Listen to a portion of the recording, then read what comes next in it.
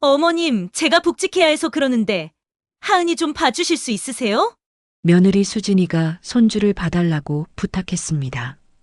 평소에는 전화도 피하더니 명절에는 부담스럽다며 안 오더니 시아버지 응급실 갈 때는 바빠서 못 가요라고 하더니 이제 와서 애 봐달라고요? 안 돼. 단호하게 말했습니다. 평소에 나한테 전화도 하지 말라며?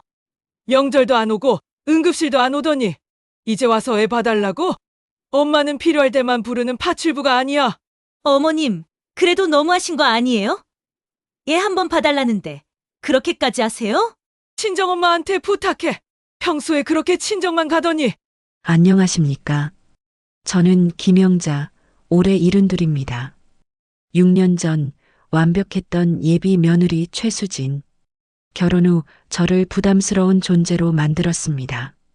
전화도 피하고 명절도 안 오고 손주도 안 보여주고 응급실도 안 왔어요. 그러다 복직한다며 갑자기 육아 도움 요청. 저는 단호하게 거절했고 2억 8천을 들고 제주도로 떠났습니다. 며느리에게 마지막으로 말했죠. 수진아, 평소엔 부담스럽다며? 그럼 이제 제주도에도 오지 마? 어쩌다 이렇게까지 됐는지 지금부터 그 이야기를 들려드리겠습니다. 영상 시작하기 전에 잠깐만요. 이 이야기가 통쾌하셨다면 좋아요 버튼 꾹 눌러주세요. 그리고 구독과 알림 설정까지 해두시면 며느리 갈등으로 힘드신 분들을 위한 다음 이야기도 놓치지 않고 보실 수 있습니다. 댓글로 여러분의 이야기도 들려주세요. 평소엔 피하다가 필요할 때만 찾는 며느리 경험하신 분들 많으실 거예요. 그럼 지금부터 시작하겠습니다. 6년 전 가을이었습니다. 작은 아들 민호가 전화를 했어요. 엄마, 저 소개팅으로 만난 사람 있는데 괜찮은 것 같아요. 41살 늦은 나이에 드디어 짝을 만났다는 거였습니다. 큰아들 철민이는 벌써 결혼한 지 20년이 넘었는데 작은 아들은 계속 혼자였거든요. 걱정이 많았어요. 이 나이에 누가 우리 민호를 받아줄까? 그런데 괜찮은 사람을 만났다니 정말 기뻤습니다. 그래? 어떤 사람인데? 아들이 설명했어요. 명문대 나왔고 외국계 기업 다니고 33살이라고요. 며칠 후 만나기로 했습니다. 저는 일부러 좋은 곳을 예약했어요. 송도에 있는 한식 레스토랑이었습니다. 미래의 며느리를 만나는 자리니까 정성을 들여야 한다고 생각했거든요. 약속 시간보다 30분 일찍 도착해서 기다렸습니다. 손이 떨렸어요. 첫인상이 좋으면 좋겠다고 계속 기도했습니다. 민호가 여자와 함께 들어왔습니다. 첫인상이 참 좋았어요. 키는 작은 편이었지만 단정한 옷차림에 깔끔하게 묶은 머리, 그리고 무엇보다 밝은 미소가 인상적이었습니다. 저를 보자마자 허리를 깊이 숙여 인사를 했어요. 어머님, 만나 뵙게 되어 영광입니다.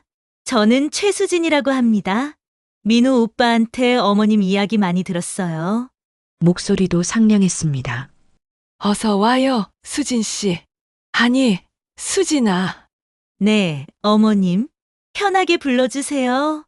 자리에 앉아서 음식을 주문했습니다. 식사하는 내내 수진이는 정말 예의 바른 모습을 보여줬어요. 제가 음식을 권하면 공손하게 받았고 제 말에 귀 기울여 들으며 적절하게 대답했습니다. 특히 제가 김치찌개가 맛있다고 하니까 말했어요. 저도 김치찌개 정말 좋아해요. 어머님께서 끓여주시는 김치찌개 꼭 먹어보고 싶어요. 그 말이 얼마나 고마웠는지 몰라요. 식사가 끝나고 차를 마시는 동안 수진이에 대해 더 많은 것을 알게 됐습니다. 명문대 경영학과를 나왔고 외국계 기업 마케팅 팀에서 일한다는 것. 부모님은 강남에 계시고 언니가 한 명 있는데 의사라는 것. 무엇보다 민호를 정말 아낀다는 게 눈빛에서 보였어요. 헤어질 때 수진이가 다시 한번 깊이 인사를 하며 말했습니다. 어머님, 오늘 뵙게 되어 정말 기뻤습니다. 다음에 또 찾아뵙겠습니다. 그 말을 들으며 저는 확신했어요. 우리 민호가 정말 좋은 사람을 만났구나. 그 후 몇 달 동안 수진이는 정말 완벽한 예비 며느리였습니다. 일주일에 한 번씩은 민호와 함께 저희 집에 왔어요. 올 때마다 과일이나 건강식품 같은 걸 빠짐없이 들고 왔습니다. 어머님, 이거 드세요. 건강에 좋다고 해서 가져왔어요. 그런 세심함이 참 고마웠어요. 어느 날은 제가 허리가 아프다고 말했더니 다음 주에 찾아올 때 허리에 좋다는 약초를 사왔더군요. 어머님, 이거 꾸준히 드시면 허리에 도움 된대요. 제가 한의사 친구한테 물어봤어요. 정말 기특했습니다. 명절이 다가왔어요. 설날이었습니다. 수진이가 먼저 전화를 했어요. 어머님, 설날에 제가 뭘 도와드리면 될까요? 전 부치는 것도 할 수 있고 무엇이든 시키세요. 아직 결혼도 하기 전인데 그런 말을 하다니 정말 착했습니다. 설날 당일 수진이는 아침 일찍부터 와서 부엌일을 도왔어요. 능숙하지는 않았지만 열심히 하는 모습이 보기 좋았습니다. 어머님, 이렇게 하는 거 맞나요? 하나하나 물어보고 제가 가르쳐 주는 대로 정성스럽게 했어요. 큰 며느리 은경이도 옆에서 도왔습니다. 수진 씨, 우리 시어머님 정말 좋으시죠? 네, 정말 잘해주세요. 둘이 웃으며 이야기하는 모습이 참 보기 좋았어요. 차례를 지낼 때는 수진이가 제일 앞에 나와서 절을 했습니다. 아직 며느리도 아닌데 말이에요. 은경이가 말했어요. 아이고, 수진 씨. 아직은 안 해도 되는데. 아니에요, 언니. 저도 이제 가족이 될 사람인데 당연히 해야죠. 그 말을 듣는데 눈물이 날 뻔했습니다. 그날 저녁 손님들이 다 가고 설거지를 하는데 수진이가 옆에서 도왔어요. 어머님, 앉아 계세요. 제가 할게요. 열심히 설거지를 하더군요. 아이고, 수진아.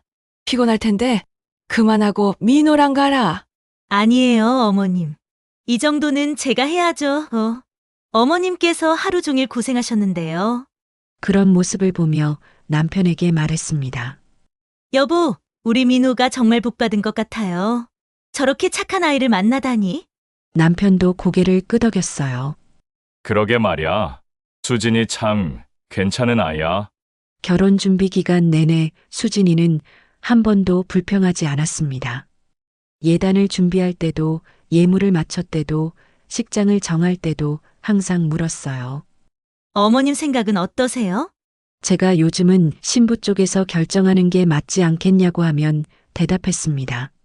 아니에요, 어머님. 저는 어머님 뜻을 따르고 싶어요. 예단을 전달하러 갔을 때 수진이 어머니가 말했어요. 우리 딸이 좋은 시댁을 만났네요. 저도 답했습니다. 저희가 좋은 며느리를 얻게 됐습니다. 그때는 정말 그렇게 생각했거든요. 드디어 결혼식 날이 다가왔습니다. 그날 아침 신부 대기실에 수진이를 보러 갔어요.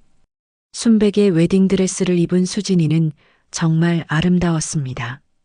저를 보자마자 눈물을 글썽이며 다가와서 제 손을 꼭 잡았어요. 어머님, 오늘부터 정말 어머님의 딸이 됩니다. 잘 부탁드립니다.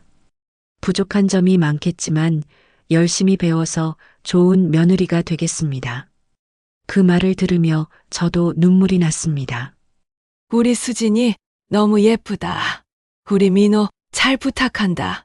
수진이를 꼭 안아줬어요. 결혼식은 화려하고 아름답게 치러졌습니다.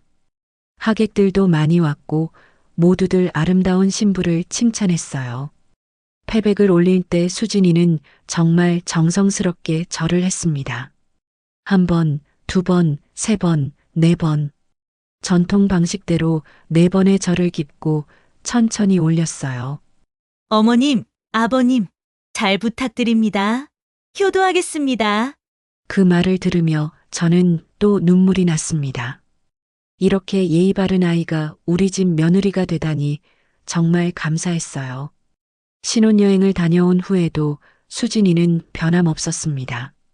일주일에 한 번씩은 민호와 함께 저희 집에 들렀고 올 때마다 반갑게 인사했어요. 어머님, 잘 지내셨어요? 제가 반찬을 해주면 칭찬을 아끼지 않았습니다. 어머님, 정말 맛있어요. 어머님 손맛은 정말 최고예요. 그해 추석도 함께 보냈습니다.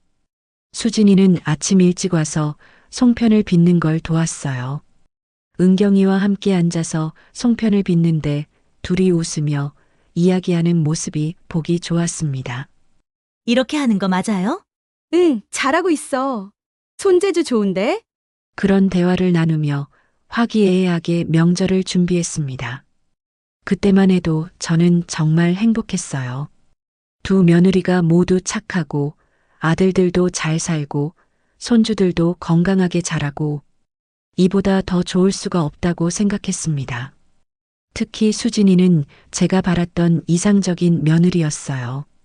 예의 바르고 부지런하고 무엇보다 저를 진심으로 어머니처럼 대해주는 것 같았거든요. 하지만 그때는 몰랐습니다. 그 모든 것이 겉모습에 불과했다는 것을. 수진이가 보여준 그 완벽한 모습이 사실은 결혼 전까지만 유지되는 가면이었다는 것을 말이에요. 결혼 1년이 지나면서 조금씩 변화가 시작됐습니다. 너무나 미묘해서 처음에는 알아차리지 못할 정도였어요. 가장 먼저 눈에 띈 것은 전화였습니다. 제가 전화를 하면 예전에는 수진이가 직접 받아서 밝게 인사했는데 어느 순간부터 민호가 받는 일이 많아졌어요. 수진이는 항상 샤워 중이거나 회의 중이거나 친구를 만나러 나갔다는 시기였습니다. 처음에는 정말 바쁜가 보다 싶었어요. 직장 생활도 하고 집안일도 해야 하니까요. 외국계 기업 팀장이라니 업무가 많을 거라고 이해하려고 했습니다. 하지만 이상한 건 제가 전화할 때마다 항상 수진이는 없다는 거였어요. 한두 번도 아니고 매번 그러니까 뭔가 이상하다는 생각이 들더군요. 혹시 일부러 전화를 피하는 건 아닐까? 그런 생각이 스쳐 지나갔지만 곧 고개를 저었습니다. 설마 그렇게 예의 바른 수진이가 시어머니 전화를 피할 리 없다고 스스로를 다독였어요. 그러던 어느 날 정말 급한 일이 있어서 수진이에게 직접 전화를 했습니다. 민호는 회사 회의 중일 시간이었고 수진이한테 직접 전해야 할 말이 있었거든요. 큰 며느리 은경이가 다음 주에 수술을 하는데 그날 제가 병원에 가야 해서 민호네 집 열쇠를 맡아 달라는 부탁이었어요. 택배가 올 예정이었거든요. 전화를 걸었습니다. 벨이 울렸어요. 한 번, 두 번, 세 번, 네 번. 받지 않더군요. 혹시 못 들었나 싶어서 다시 걸었습니다. 이번에도 마찬가지였어요. 5번이나 벨이 울렸지만 받지 않았습니다. 이상했어요. 수진이는 그날 재택 근무하는 날이라고 민호가 말했거든요. 분명히 집에 있을 텐데 왜 전화를 받지 않는 걸까요? 나중에 민호한테 물어봤더니 집에 있었다고 하더군요. 화상회의 중이었나 보다고 했지만 제 전화는 화상회의가 끝난 후에도 또 걸었었거든요. 그때부터 뭔가 찜찜한 기분이 들기 시작했습니다. 혹시 수진이가 제 전화를 일부러 피하는 건 아닐까? 하지만 그럴 리 없다고 스스로를 다독였어요. 그렇게 예의 바른 아이가 시어머니한테 그럴 리 없다고요. 그 일이 있고 며칠 후 민호가 조심스럽게 전화를 했습니다. 저녁 시간이었는데 목소리가 평소와 달리 무거웠어요. 말을 머뭇거리는 게 뭔가 말하기 어려운 이야기인 것 같았습니다. 그리고 말했어요. 수진이가 부담스럽다고 한다는 거였습니다. 뭐가 부담스럽다는 거냐고 물었더니 제가 너무 자주 연락한다는 거였어요. 자주요? 생각해보니 일주일에 한두 번 정도였습니다. 그것도 대부분 잘 지내니, 건강은 괜찮니, 반찬 필요한 거 없니 하는 안부 인사였어요. 가끔 김장김치 담갔는데 갖다 줄까, 여기 과일이 맛있던데 사다 줄까 이런 말을 했을 뿐인데요. 민호가 설명했습니다. 수진이 말로는 전화가 올 때마다 뭔가 대답을 해야 할 것 같아서 부담스럽다고 했대요. 대답이요? 제가 무슨 대답을 강요했나요? 그냥 안부만 물었을 뿐인데요. 그리고 민호가 결정타를 날렸습니다. 앞으로는 수진이한테 직접 연락하지 말고 자기한테만 하라는 거였어요. 자기가 전달하겠다고요. 그 순간 제 머릿속이 하얘졌습니다. 며느리한테 직접 연락하지 말라고요? 결혼한 지 1년이 넘었는데 일주일에 한두 번 안부 전화하는 것도 부담스럽다고요? 그날 밤 잠을 이룰 수가 없었습니다. 침대에 누워서 천장만 바라보며 계속 생각했어요. 내가 뭘 잘못했을까? 수진이를 혹시 너무 간섭했나? 하지만 아무리 생각해도 그런 적이 없었어요. 오히려 저는 수진이한테 정말 조심스럽게 대했거든요. 큰 며느리 은경이한테는 편하게 이거 해줘, 저거 좀 갖다 줘 하며 편하게 대하는데 수진이한테는 항상 괜찮으면 이거 좀 부탁해도 될까? 시간 되면 이것 좀 해줄 수 있니? 하며 정중하게 부탁했어요. 명절 때도 마찬가지였습니다. 은경이한테는 편하게 일을 시켰지만 수진이한테는 일부러 일을 안 시켰거든요. 피곤할 텐데 그냥 앉아 있어. 내가 할게 하면서요. 그런데도 부담스럽다니. 도대체 제가 어떻게 해야 부담스럽지 않은 걸까요? 며느리한테 전화도 하지 말고 만나지도 말고 그저 존재하지 않는 시어머니가 되라는 건가요? 며칠 후 큰 며느리 은경이한테 조심스럽게 물어봤습니다. 제가 혹시 수진이한테 뭘 잘못한 것 같냐고요. 은경이도 놀라는 눈치였습니다.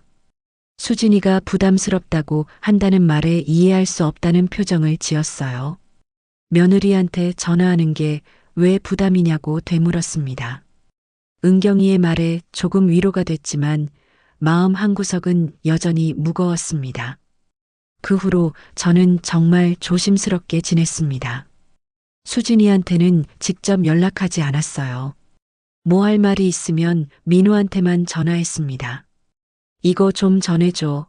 수진이 몸은 좀 괜찮니 하는 식으로요. 그렇게 하니까 수진이가 오히려 더 예의 바르게 대하더군요. 한 달에 한 번쯤 민호와 함께 집에 왔을 때면 정중하게 인사했습니다. 제가 반찬을 싸주면 감사하다며 받았고요. 하지만 뭔가 달랐어요. 예전처럼 자연스럽고 따뜻한 느낌이 아니라 격식을 차리는 느낌이었습니다. 마치 남한테 하듯이 정중하지만 거리를 두는 그런 태도였어요. 벽이 느껴졌습니다. 제가 다가가려고 하면 한 걸음 물러서는 것 같은, 가까워지려고 하면 거리를 두는 것 같은 그런 느낌이었어요.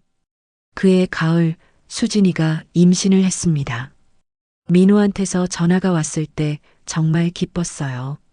손주가 생긴다는 게 얼마나 기쁜 일인지 아시나요?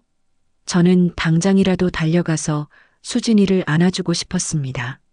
몸은 괜찮은지 입덧은 안심한지 물었어요. 아직은 괜찮은 것 같다고 했습니다. 미역국 끓여서 갖다 줄까 했더니 민호가 말렸어요. 괜찮다고 나중에 필요하면 말하겠다고요.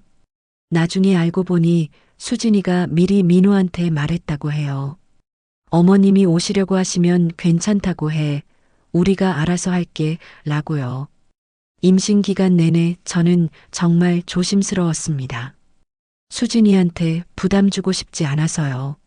전화도 일부러 자주 안 하고 민호한테만 가끔 몸은 좀 어떠니 하고 물어봤어요. 가끔 수진이가 민호와 함께 집에 왔을 때 배가 불러온 모습을 보면 정말 예뻐 보였습니다. 몸은 괜찮은지 물어보면 괜찮다며 정중하게 대답했어요. 하지만 여전히 벽이 느껴졌습니다. 제가 손을 뻗으려고 하면 살짝 물러서는 것 같았어요. 출산 예정일이 다가오자 저는 준비를 시작했습니다. 미역을 사고 아기 옷을 준비하고 산후조리에 필요한 것들을 알아봤어요. 드디어 손주가 태어났습니다. 예쁜 딸아이였어요. 이름은 하은이. 민호가 보내준 사진을 보는데 눈물이 났습니다. 우리 작은 아들의 딸, 제 손녀. 병원에 가려고 했더니 민호가 말렸습니다. 수진이가 아직 좀 힘들다고 산후조리원 가서 안정되면 그때 오라고요. 그래도 병원에는 가야지. 며느리 낳은 거 축하도 하고 했더니 대답했어요. 수진이가 부담스럽다고 한대요. 산후조리원에서 천천히 보면 안 되냐고요. 또 부담스럽다는 말이 나왔습니다. 출산한 며느리 보러 가는 것도 부담스럽다니 할 말이 없더군요. 결국 산후조리원에는 일주일 후에 갔습니다. 민호가 정한 날짜에 맞춰서요. 남편과 함께 갔는데 수진이 부모님도 와 계시더라고요. 하은이는 정말 예뻤습니다. 작고 보드라운 피부, 꼬물거리는 손. 제가 안아보려고 하니까 수진이가 말했어요. 아기가 아직 약해서 나중에 좀 크면 그때 많이 안아달라고요. 제 손에 닿기도 전에 수진이가 다시 아기를 받아 안았습니다. 옆에서 수진이 어머니는 하은이를 자유롭게 안고 볼에 뽀뽀도 하는데 저는 제대로 안아보지도 못했어요. 1시간쯤 있다가 나왔습니다. 차 안에서 남편이 말했어요. 우리가 뭐 남인 것처럼 대하더라고요. 집에 돌아오는 길 마음이 무거웠습니다. 이게 정말 맞는 건가? 제가 너무 예민하게 반응하는 건가?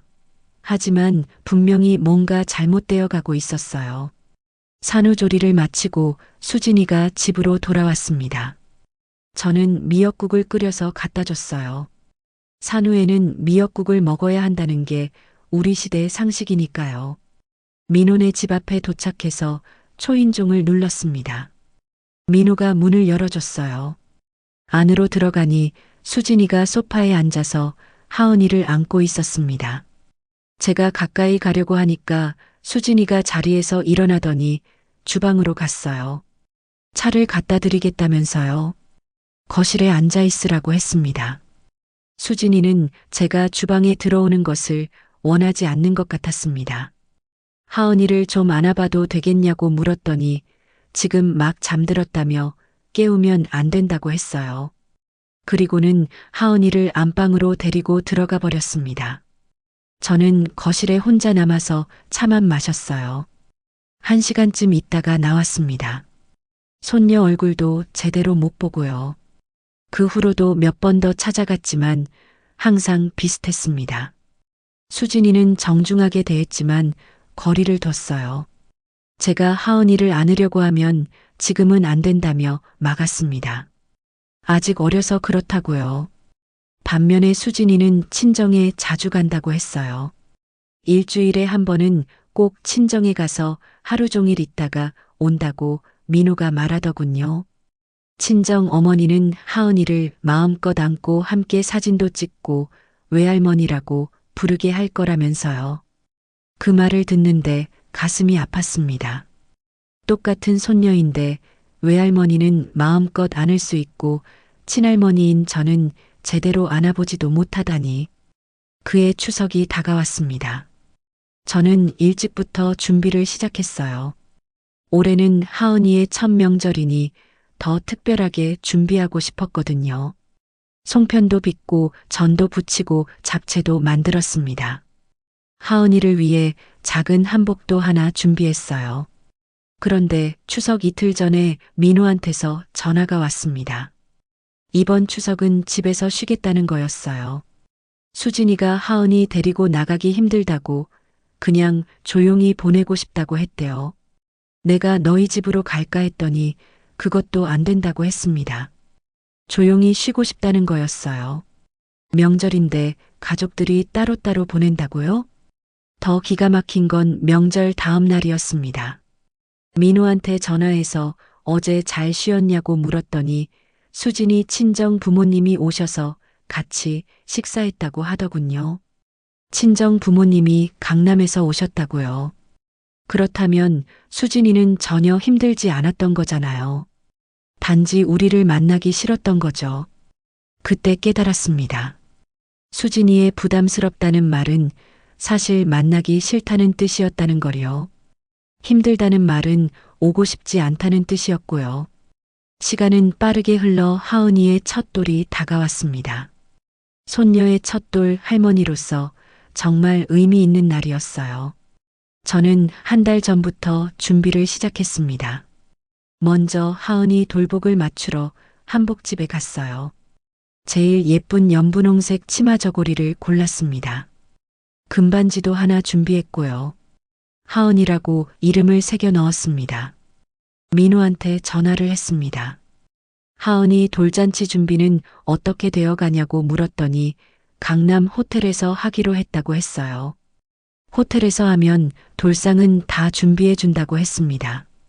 그래도 할머니가 뭔가 준비해야지 음식이라도 좀 만들어 갈까 했더니 호텔 뷔페로 다 되니까 아무것도 안 가져오셔도 된다고 했어요. 뭔가 섭섭했습니다. 큰 손주 준우 돌잔치 때는 제가 떡도 만들고 음식도 준비했거든요. 물론 그때는 집에서 작게 했지만요. 드디어 돌잔치 날이 되었습니다. 남편과 함께 강남에 있는 호텔로 갔어요. 잔치 시작 1시간 전에 도착했는데 이미 수진이 친정 식구들이 와서 이것저것 준비하고 있더군요. 하은이는 안에서 옷 갈아입히고 있다고 했습니다. 저도 안으로 들어가려는데 수진이 어머니가 자기들이 도와줄 테니 밖에서 편히 앉아 계시라고 했어요. 할 수 없이 밖으로 나와 자리를 찾았어요. 그런데 제 자리를 보고 깜짝 놀랐습니다. 일반 하객들이 앉는 뒤쪽 구석 자리에 제 이름표가 붙어 있는 거예요. 반면에 제일 앞자리, 돌상 바로 옆에는 수진이 부모님 이름표가 있었습니다. 그 옆으로는 수진이 언니 가족, 친정 친척들 이름표가 줄지어 있었고요. 우리 쪽은 뒤쪽에 띄엄띄엄 흩어져 있었습니다. 마치 우리가 주인공 가족이 아니라 일반 하객인 것처럼 배치되어 있었어요. 남편도 그걸 보고는 표정이 굳었습니다. 하지만 이미 손님들이 들어오기 시작했고 지금 와서 자리를 바꿔달라고 할 수도 없었습니다. 그냥 주어진 자리에 앉을 수밖에 없었어요. 돌잔치가 시작되었습니다. 사회자가 나와서 하은이를 소개했어요. 먼저 외할머니께서 하은이와 함께 입장하신다고 했습니다. 수진이 어머니가 하은이를 안고 입장했어요. 화려한 조명 아래 손님들에게 인사하고 사진을 찍었습니다. 그 모습을 보며 가슴이 아팠습니다. 저도 손녀를 안고 싶었는데 돌잡이 시간이 되었습니다. 돌상 앞에 하은이를 앉혔어요. 그런데 하은이 양옆에는 수진이 부모님이 앉았습니다. 수진이 어머니가 하은이 손을 잡아 이것저것 만지게 하고 사진도 연신 찍었어요. 저는 멀리서 그 모습만 바라봤습니다. 가까이 갈 수가 없었어요. 자리가 너무 뒤쪽이라 앞으로 나가려면 많은 사람을 지나쳐야 했고 무엇보다 그럴 용기가 나지 않았습니다. 하은이가 마이크를 잡았어요. 수진이 어머니가 환호성을 질렀습니다. 주변 사람들이 박수를 치고 웃었어요. 저도 박수를 쳤지만 눈물이 날 것 같았습니다. 제 손녀인데 왜 저는 이렇게 멀리서만 봐야 하는 걸까요? 돌잔치가 끝나고 몇 달이 지났습니다. 저는 민호네와 거의 연락을 하지 않았어요. 명절도 오지 않고 평소에도 연락이 없으니 자연스럽게 멀어졌습니다. 대신 큰아들 철민이네와 더 가까워졌어요. 큰 며느리 은경이는 일주일에 한 번씩 들러서 이것저것 챙겨줬고 손주들도 자주 데리고 왔습니다. 그렇게 지내던 어느 날 아침이었습니다. 평소처럼 일어나서 아침 준비를 하고 있는데 화장실에서 이상한 소리가 들렸어요. 남편을 불렀지만 대답이 없었습니다. 불안한 마음에 화장실 문을 두드렸어요. 여전히 대답이 없었습니다. 심장이 빠르게 뛰기 시작했어요. 문을 열어봤더니 남편이 바닥에 쓰러져 있었습니다. 남편을 흔들어 봤지만 의식이 없었어요. 손이 떨려서 휴대폰을 제대로 잡을 수가 없었습니다. 겨우 정신을 차리고 119에 전화를 걸었습니다. 구급차를 기다리는 동안 아들들에게 연락해야겠다고 생각했습니다. 먼저 큰아들 철민이에게 전화를 걸었어요. 아버지가 쓰러졌다고 지금 119를 불렀다고 말했습니다. 철민이는 지금 바로 가겠다고 했어요. 그 다음 민호에게 전화를 걸었습니다. 한 번, 두 번, 세 번 받지 않았어요. 회의 중인가, 운전 중인가 싶어서 계속 전화를 걸었지만 받지 않더군요. 구급차가 도착했습니다. 구급대원들이 남편을 들것에 옮겼어요. 저도 구급차에 탔습니다.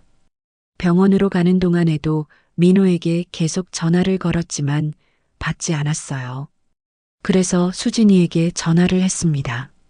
그동안 직접 연락하지 말라고 해서 안 했지만 이런 응급 상황에는 어쩔 수 없잖아요. 전화벨이 울렸습니다. 한 번, 두 번, 세 번. 드디어 받았어요. 급한 마음에 말했습니다. 아버지가 쓰러져서 지금 응급실로 가는 중이라고 민호한테 빨리 연락해 달라고요. 그런데 수진이의 대답이 이상했습니다.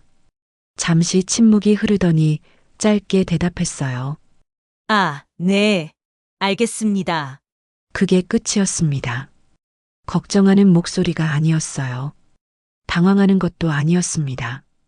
그저 귀찮다는 듯한 형식적인 대답이었습니다. 바로 병원 갈 거냐고 물었더니 하은이 봐야 해서 어렵다고 했어요. 하은이는 지금 어린이집 가는 시간인데 뭘 봐야 한다는 건지 이해할 수 없었습니다. 응급실에 도착했습니다. 의사들이 남편을 데려갔고 저는 밖에서 기다릴 수밖에 없었어요. 1시간쯤 후에 큰아들 철민이가 도착했습니다. 아버지는 괜찮으시냐고 물었고 지금 검사 중이라고 답했습니다. 민호는 오냐고 물었더니 연락이 안 돼서 수진이한테 전화했다고 말했어요. 그로부터 2시간쯤 지나서 민호가 도착했습니다. 혼자였어요. 수진이는 하은이 봐야 돼서 못 왔다고 했습니다. 1시간쯤 후에 의사가 나왔습니다. 일시적인 저혈압으로 쓰러진 거라고 다행히 큰 이상은 없지만 하루 정도 입원해서 관찰이 필요하다고 했습니다. 남편을 병실로 옮기고 저는 옆에 앉아서 남편을 지켰습니다. 철민이는 회사 일이 있어서 먼저 가고 민호가 남았어요. 저녁 때 다시 오겠다며 민호도 나갔습니다. 저는 혼자 남편 곁에 앉아 있었습니다. 그러다 문득 생각했어요. 시아버지가 응급실에 실려가는 상황에서 며느리가 병원에 안 온다는 게 말이 되나요? 수진이 어머니나 친구한테 잠깐 맡길 수도 있는 거 아닌가요? 그날 밤 저는 결심했습니다. 더 이상 수진이에게 뭘 기대하지 않겠다고. 어차피 우리는 부담스러운 존재일 뿐이니까.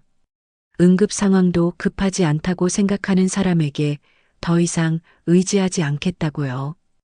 응급실 사건이 있고 2달쯤 지났을 때였습니다. 그동안 저는 민호네와 최소한의 연락만 하며 지냈어요. 명절에도 따로 보냈고 저희도 굳이 부르지 않았습니다. 처음에는 서운했어요. 작은 아들도 자주 못 보고 손녀도 보기 힘들고 하지만 시간이 지나니까 오히려 마음이 편해지더군요. 더 이상 눈치 보지 않아도 됐어요. 내가 전화하면 부담스러워할까, 내가 가면 싫어할까 이런 걱정을 하지 않아도 됐습니다. 대신 큰아들네 철민이네와 훨씬 더 가까워졌습니다. 은경이는 일주일에 2번은 들렀어요. 명절 때도 일찍 와서 준비를 도왔고 제가 아플 때는 약을 사다 주고 병원까지 데려다 줬습니다. 그렇게 지내던 어느 날 저녁이었습니다. 민호한테서 전화가 왔어요. 목소리가 평소와 달리 조심스러웠습니다. 수진이가 다음 달부터 복직을 해야 한다는 거였어요. 육아 휴직을 더 이상 못 낸다고요. 그런데 하은이를 봐줄 사람이 필요하다고 했습니다. 어린이집은 대기가 밀려서 몇 달은 더 기다려야 한대요. 그리고 민호가 조심스럽게 물었습니다. 하은이를 좀 봐줄 수 있냐고요. 그 순간 머릿속이 하얘졌습니다. 하은이를 봐달라고요? 그동안 그렇게 부담스럽다고 연락하지 말라고, 명절에도 오지 말라고 하던 사람들이 이제 와서 아이를 봐달라고요? 말이 나오지 않았습니다. 어이가 없어서요. 민호가 계속 말했어요. 정말 급해서 그런다고. 수진이 어머니는 아직 일하시고 저희도 방법이 없다고요. 수진이 어머니는 일을 하신다고요? 그래서 안 된다고요? 그럼 저는요? 저는 한가한 할머니니까 괜찮다는 건가요? 민호에게 물었습니다. 수진이는 지금 나한테 직접 연락 안 하지. 수진이가 스스로 부탁하는 게 아니라 너 보고 물어보라고 시킨 거지. 민호가 대답하지 못했습니다. 제 말이 맞다는 뜻이었어요. 정신이 있냐고 물었습니다. 수진이가 그렇게 나한테 부담스럽다고 했잖냐고, 직접 연락하지 말라고 했잖냐고요. 민호가 변명했어요. 그때는 그때고 지금은 상황이 다르다고요. 그때는 그때고 지금은 다르다고요? 응급실 갈 때는 급하지 않은 일이라고 했으면서 애 봐달라는 건 급한 일이냐고 물었습니다. 민호가 한숨을 쉬었습니다. 수진이 어머니한테 부탁하라고 했어요. 왜 나한테 와? 평소에 친정만 그렇게 가더니. 민호가 설명했습니다.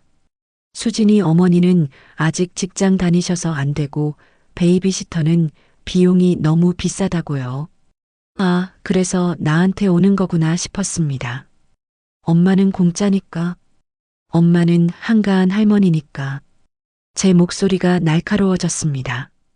평소에는 부담스럽다고 선을 그더니 도움 필요하면 가족이냐고 물었어요.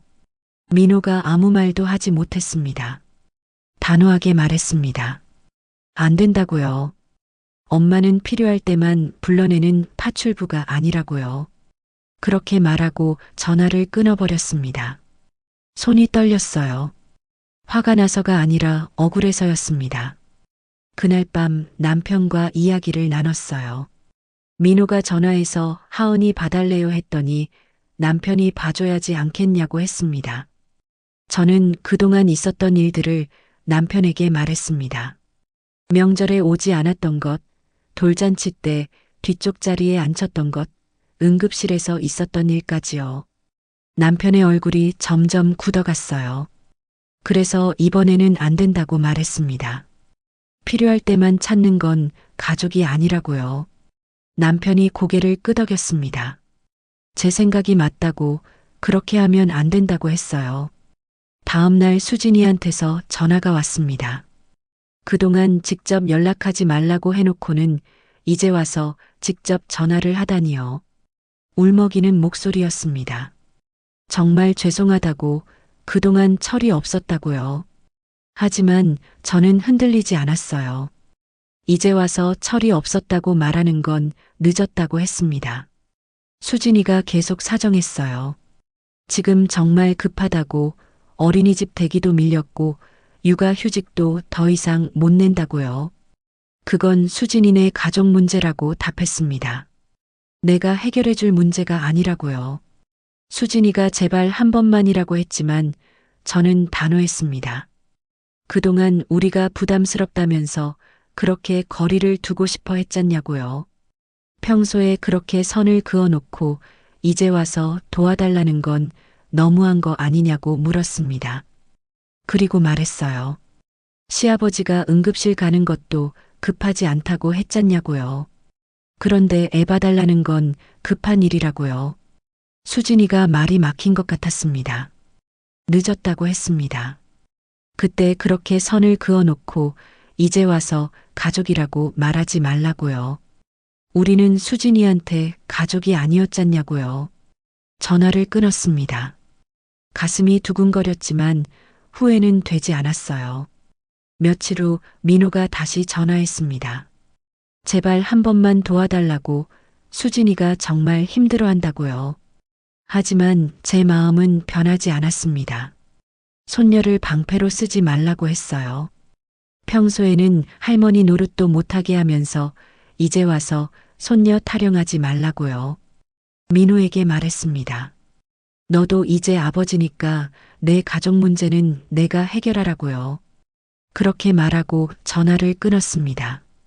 일주일 후 저는 부동산 중개소에 갔습니다. 아파트를 팔기로 했어요. 사흘 만에 매물이 나갔고 일주일 후 계약했습니다. 2억 3천만 원. 적금과 합쳐 2억 8천만 원이었습니다. 민호한테서 전화가 왔지만 받지 않았습니다. 그날 저녁 초인종이 울렸습니다.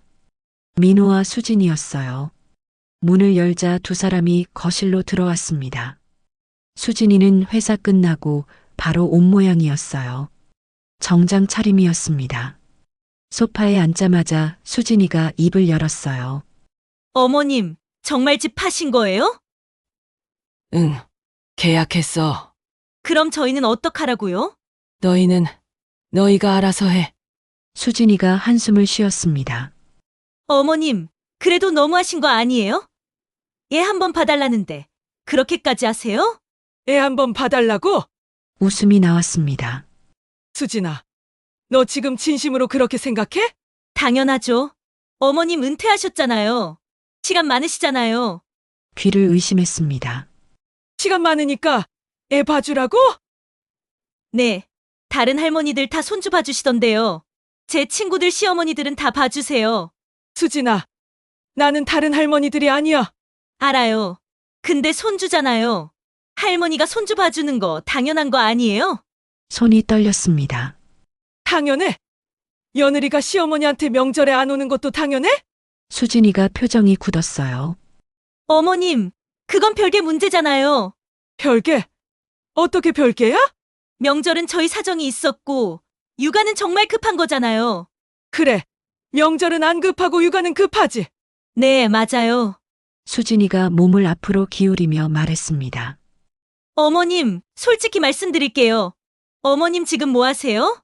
뭐 하긴, 집에서 쉬지. 그럼 시간 있으시잖아요. 하은이 봐주실 수 있잖아요. 시간이 있다고 다 봐주는 거야? 당연하죠. 손주인데요. 그리고 어머님, 하은이랑 같이 있으면 어머님도 좋으시잖아요. 매일 집에만 계시는 것보다. 귀를 의심했습니다. 집에만 있으니까 손주나 봐주라고? 네, 서로 좋은 거잖아요. 저는 일하러 가고 어머님은 손주 보시고. 민호가 끼어들었어요. 수진아, 그렇게 말하면 오빠, 사실이잖아. 어머님 은퇴하시고 집에만 계시는데 하은이 보시면 심심하지도 않으시고. 일어섰습니다. 수진아, 나는 내 심심풀이 도구가 아니야. 어머님, 그게 아니라. 그럼 뭐야? 내가 할 일 없고 심심하니까 손주나 봐주라고? 수진이가 팔짱을 꼈습니다. 어머님, 왜 그렇게 부정적으로만 생각하세요? 저는 좋은 뜻으로 말한 건데. 좋은 뜻?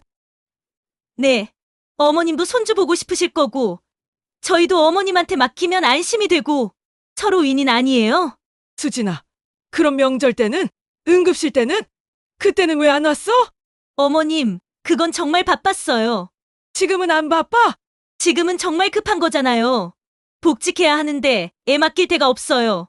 제가 천천히 말했습니다. 수진아, 그럼 급하면 나 찾고 안 급하면 안 찾는 거야? 수진이가 잠시 말을 멈췄어요.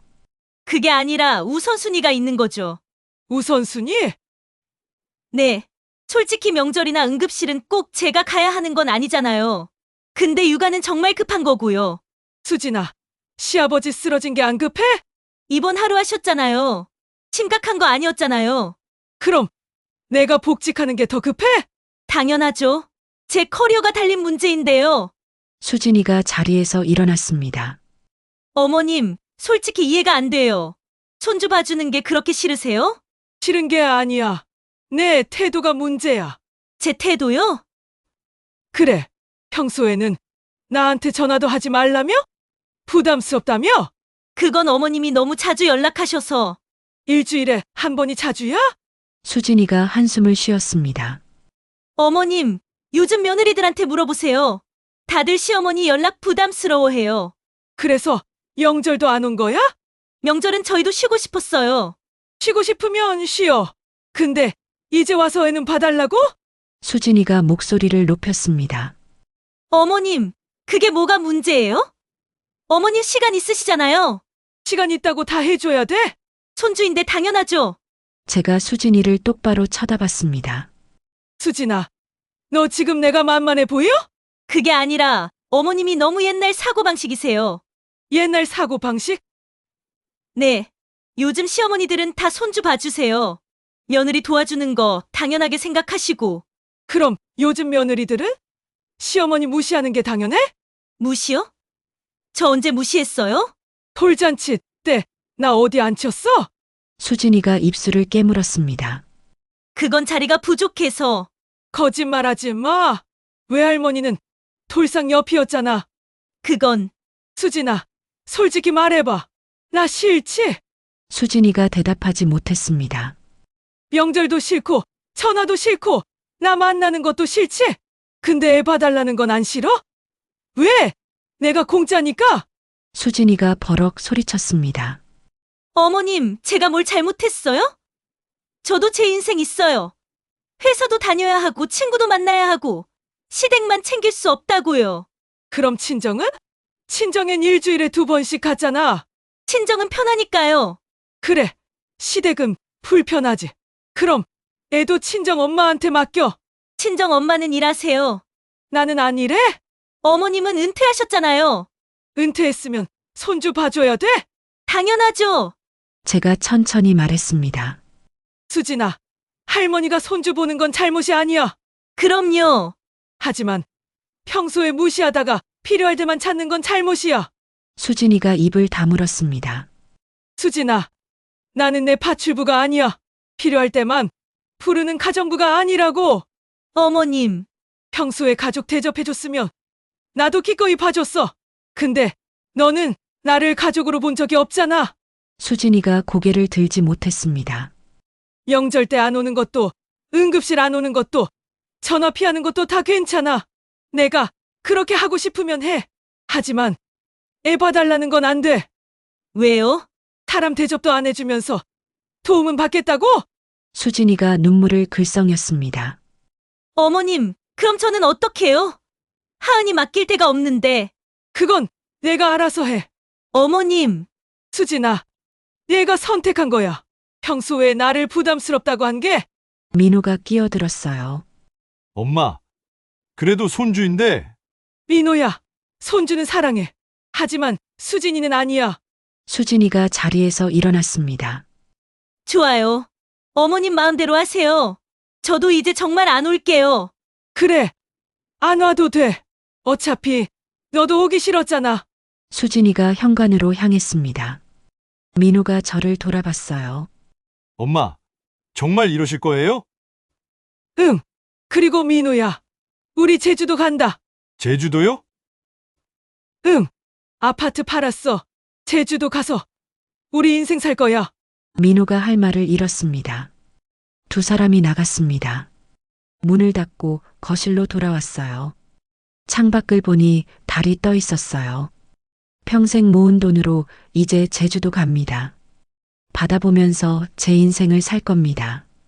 수진이 같은 며느리 눈치 안 보면서요. 한 달이 지났습니다. 이사 날이 다가왔어요.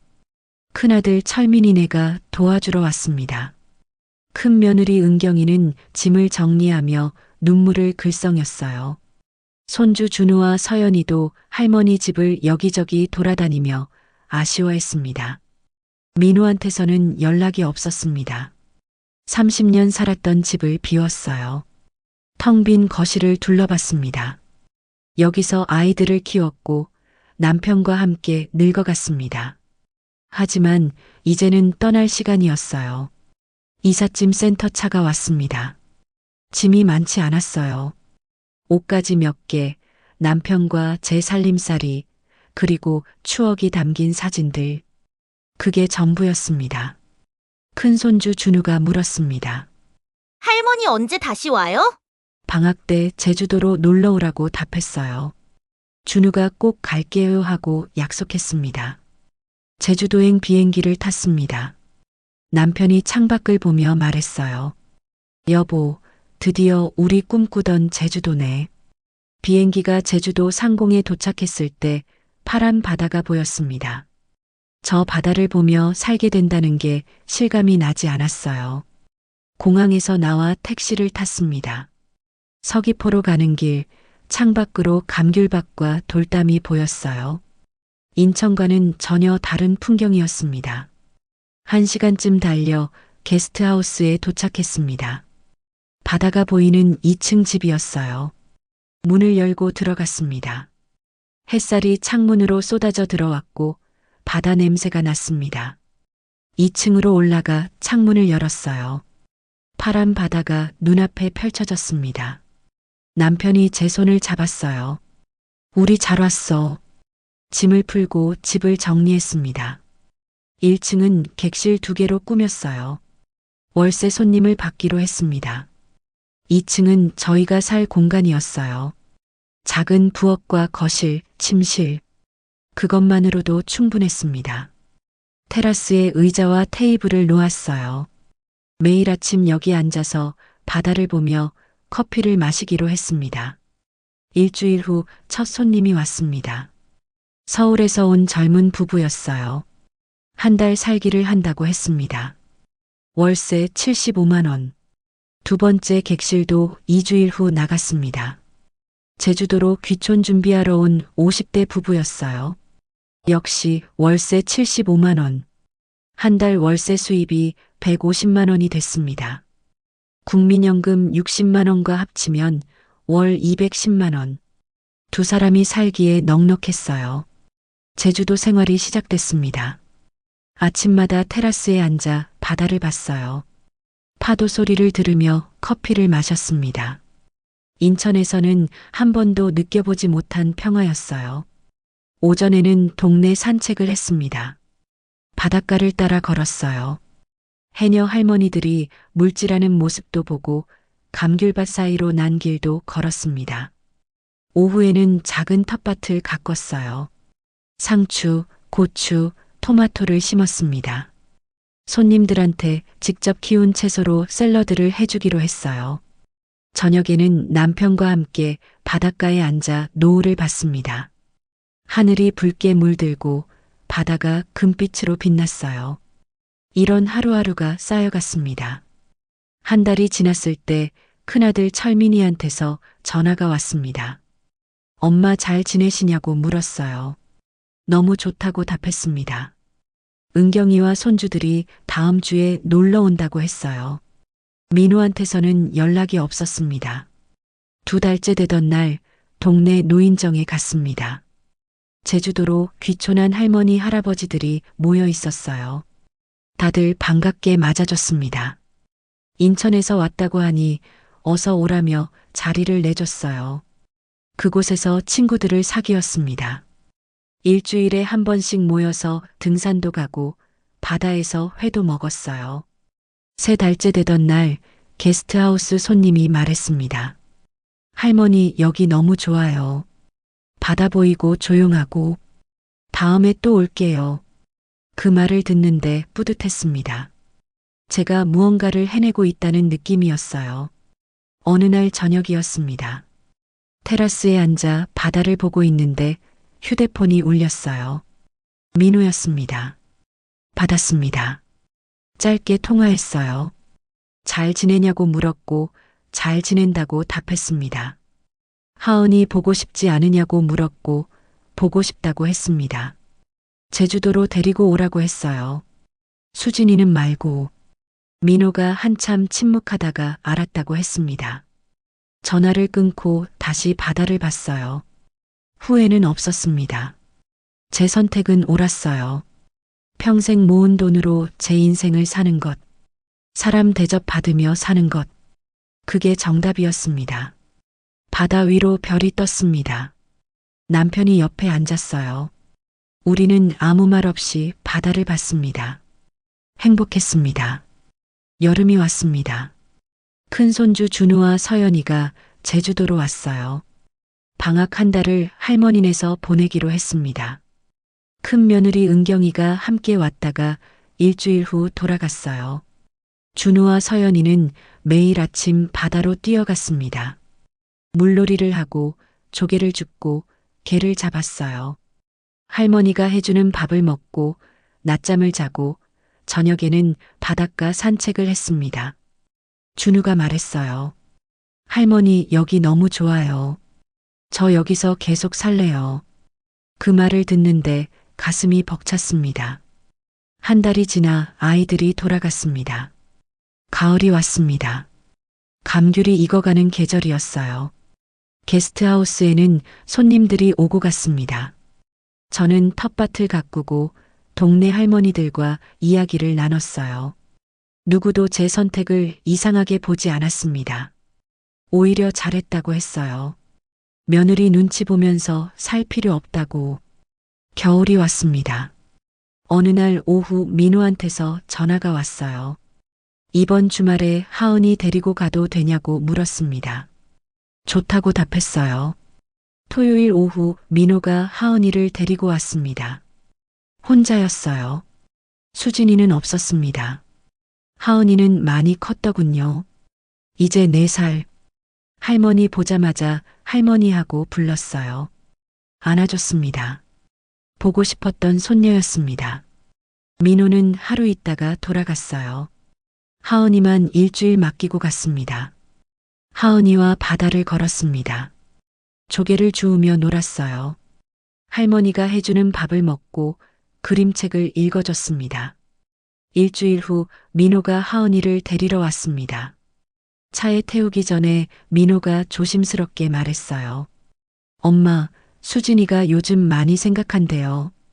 고개를 끄덕였습니다. 그래. 더 이상 묻지 않았습니다. 다시 조용한 일상이 돌아왔습니다.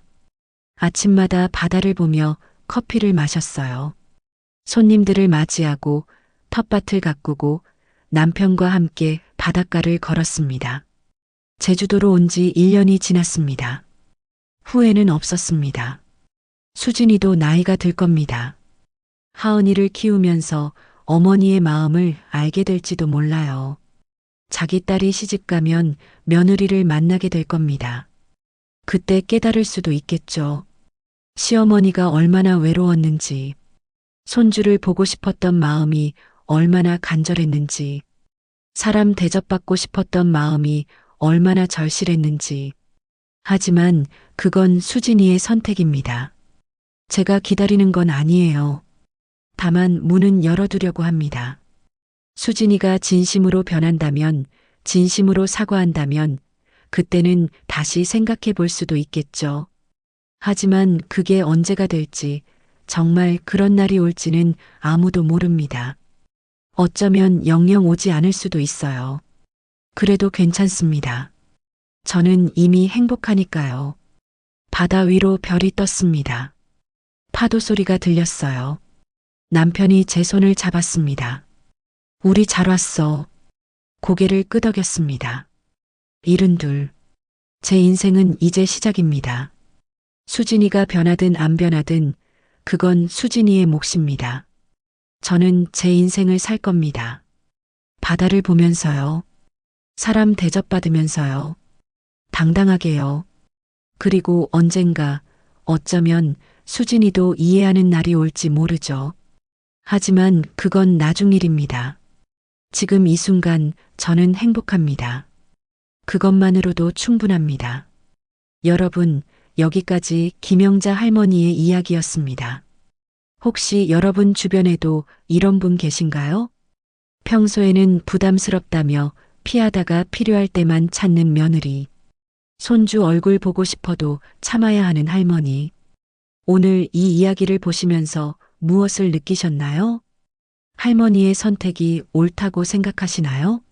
아니면 너무 극단적이라고 생각하시나요? 댓글로 여러분의 생각을 들려주세요. 그리고 혹시 며느리 입장이신 분들도 계실 겁니다. 수진이의 마음도 이해가 가시나요? 정말 시어머니와의 관계가 부담스러우신가요? 솔직한 이야기를 나눠주세요. 시어머니 입장이신 분들은 어떠세요?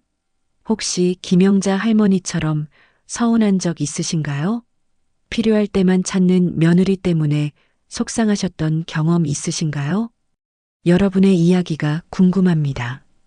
오늘 영상이 공감되셨다면 좋아요, 버튼 꾹 눌러주시고요. 구독과 알림 설정까지 해두시면 다음 이야기도 놓치지 않고 보실 수 있습니다. 가족관계, 며느리와 시어머니, 노후와 유산.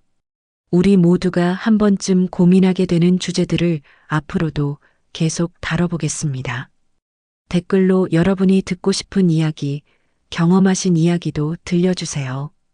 다음 이야기에서 다룰 수도 있습니다. 마지막으로 이 이야기의 교훈을 정리하자면 이렇습니다.